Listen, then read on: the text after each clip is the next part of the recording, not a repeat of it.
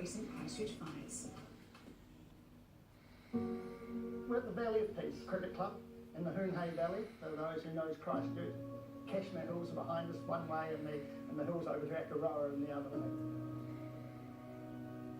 There's a few little traditions that the Valley of Peace adhere to all the way through. Teams arriving this morning, collars and tie, that's just one of the little things that we insist on, that teams coming to the Valley have a jacket and tie on their arrival, and of course umpires must wear their jackets and their umpiring, the scorers must be in the scoreboard. Just little things, but it just keeps those traditions going. Tails.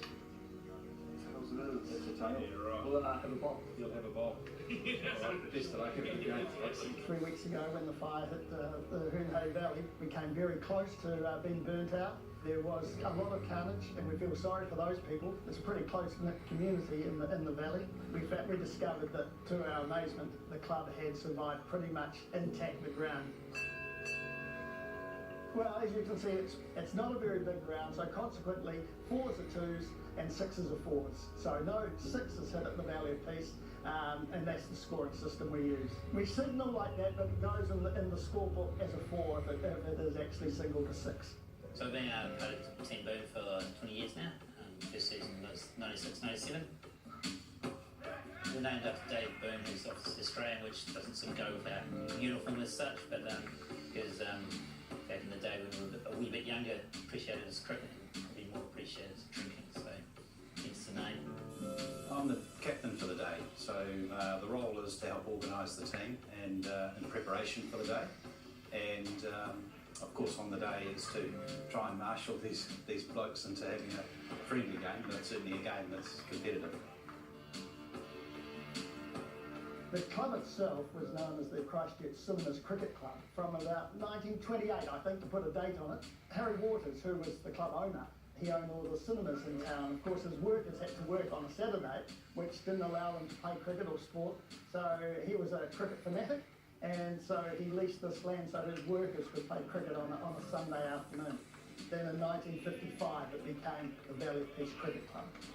In those days, of course, Test cricket wasn't played on the Sunday.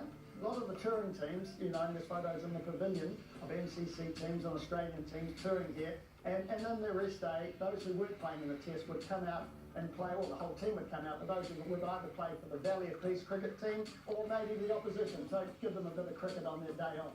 In many ways, and you see the comments in the visitors book, it was a highlight of their week.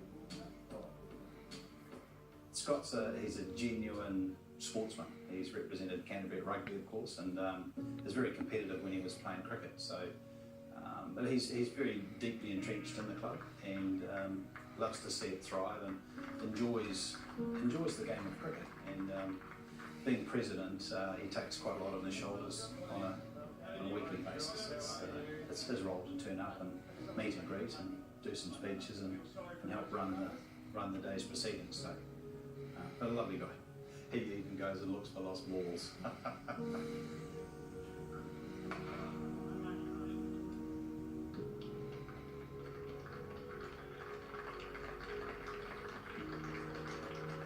Like any club though, there's always expenses, you know, any small club, and you know, that's just another thing we look at year by year when we get enough funds to, there's always trees that have to be cut down. You know, there's always work to be done in a small club like this, and it takes a pretty dedicated band of people to keep it going.